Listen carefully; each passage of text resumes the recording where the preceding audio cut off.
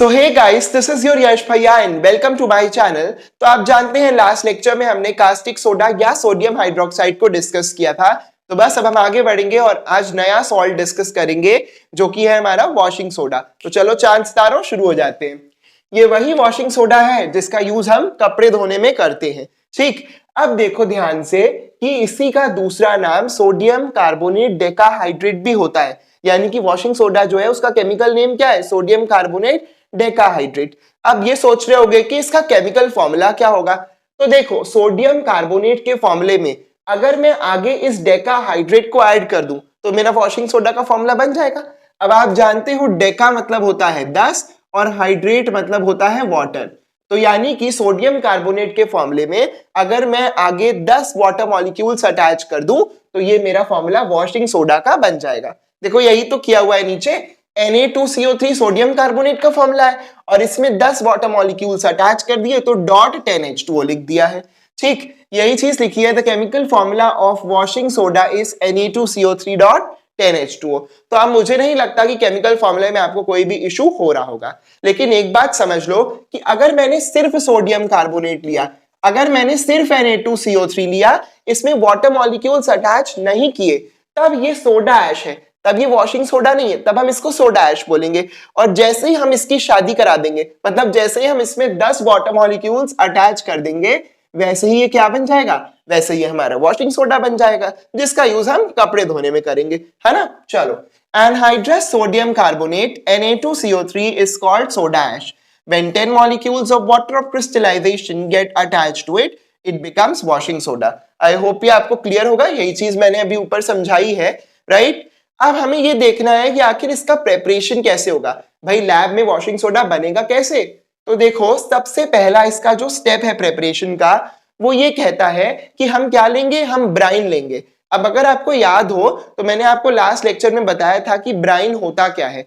Bryan जो है concentrated solution होता है सोडियम क्लोराइड का। यानी कि अगर मैं पानी लूं और पानी में खूब सारा नमक डाल दूं तो जो सोल्यूशन बनेगा वो ब्राइन होगा। ठीक, अब वॉशिंग सोडा बनाना है तो उसके लिए सबसे पहले हमको क्या चाहिए? ब्राइन चाहिए। ब्राइन यानी कि NaCl और H2O।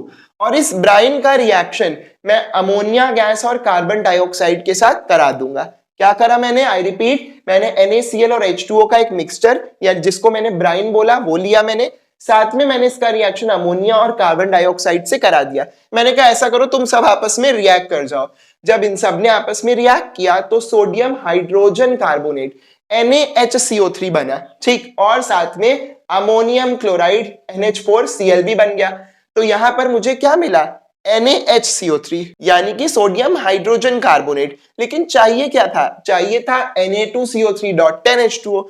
यानी कि अभी हमारा काम खत्म नहीं होगा। तो अब हम मूव करेंगे अपने अगले स्टेप पे। अगले स्टेप में हमको हीटिंग करनी है। यहां पर जो सोडियम हाइड्रोजन कार्बोनेट बना है, जब मैं इसको हीट करूंगा तो ये ब्रेक करेगा। एज अ रिजल्ट Na2CO3 बनेगा, सोडियम कार्बोनेट बनेगा, साथ में वाटर और कार्बन डाइऑक्साइड इससे अलग हो जाएंगे।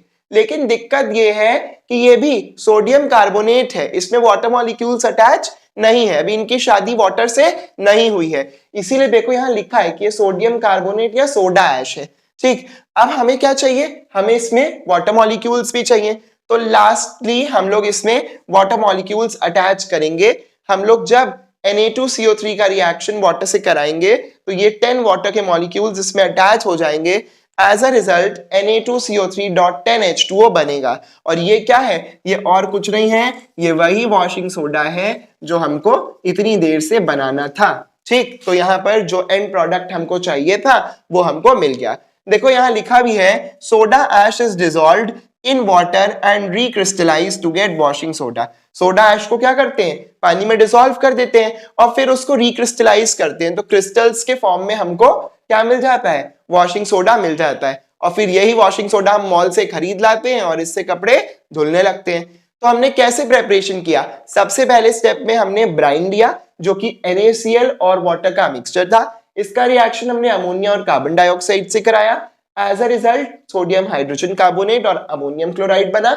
सोडियम हाइड्रोजन कार्बोनेट को हीट किया तो वो सोडा ऐश में ब्रेक कर गया। सोडा ऐश हमारे काम की नहीं थी, इसके बाद हमने इस सोडा ऐश को लिया और इसका रिएक्शन वाटर मॉलिक्यूल से कराया, तब जाकर कहीं हमारा वॉशिंग सोडा बना जो कि हमें चाहिए था।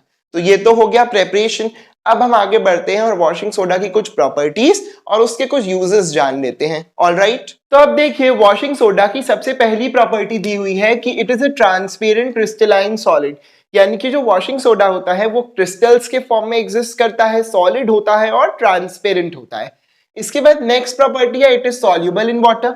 वॉशिंग सोडा पानी में सॉल्युबल है। देख लो अपने घर में ही जब कपड़े धोते हो तो वॉशिंग सोडा पानी में डिसॉल्व हो जाता है ना आराम से, यानी कि वो वाटर सॉल्युबल सॉल्ट है। नेक्स्ट है it is basic in nature and turns red litmus paper two blue. कह रहा है कि वॉशिंग सोडा जो है बेसिक नेचर का होता है, इसीलिए ये रेड लिटमस पेपर को ब्लू में बदल देता है। यानी कि अगर हम इसकी पीएच वैल्यू टेस्ट करेंगे तो पीएच वैल्यू कितनी आएगी, 7 से ज्यादा और 14 से कम। तो 7 से 14 के बीच में इसकी पीएच वैल्यू होगी और ये बेसिक नेचर का होगा। ठीक, और लास्ट प्रॉपर्टी है इट हैज क्लेंजिंग प्रॉपर्टीज।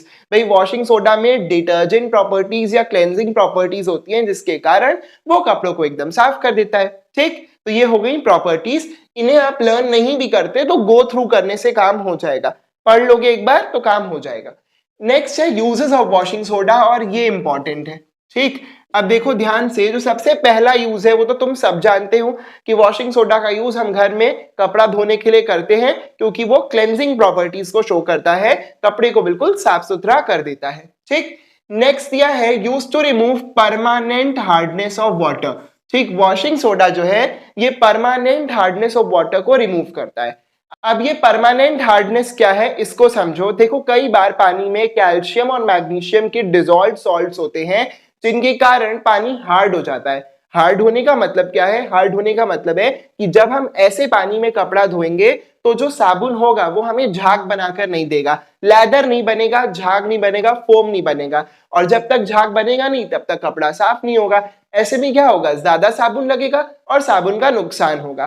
तो परमानेंट हार्ड वाटर से हम लोग कभी भी कपड़े नहीं धुल सकते क्योंकि हमारा जो भी डिटर्जेंट या सोप है वो वेस्ट होगा। लेकिन हमारे वॉशिंग सोडा में ये प्रॉपर्टी है कि ये पानी की परमानेंट हार्डनेस को रिमूव करता है, ये पानी को सॉफ्ट बना देता है जिससे कि कम डिटर्जेंट में या कम सोप में ही कपड़े को आसानी से धुला जा सके। ठीक, नेक्स्ट है हमारा use to manufacture soap, glass, paper and sodium compounds like borax.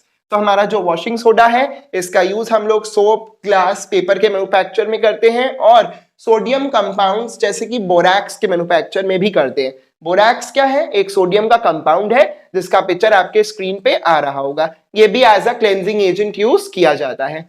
Alright, अब बात क्या आती है कि पढ़ तो हमने लिया वॉशिंग सोडा के बारे में, लेकिन क्वेश्चन कैसे आएगा। तो आपके इस साल के पेपर में वॉशिंग सोडा से ही क्वेश्चन आया था और पहला क्वेश्चन था उसका ए पार्ट था कि वॉशिंग सोडा का केमिकल नेम बताइए, बी पार्ट था उसका प्रेपरेशन एक्सप्लेन करिए, सी पार्ट में उसके यूजेस डायरेक्टली नहीं पूछे थे। सी पार्ट में उन्होंने ये पूछा था कि किस तरह की हार्डनेस को वॉशिंग सोडा रिमूव कर सकता है, तो इसका आंसर था कि वॉशिंग सोडा परमानेंट हार्डनेस को रिमूव कर सकता है।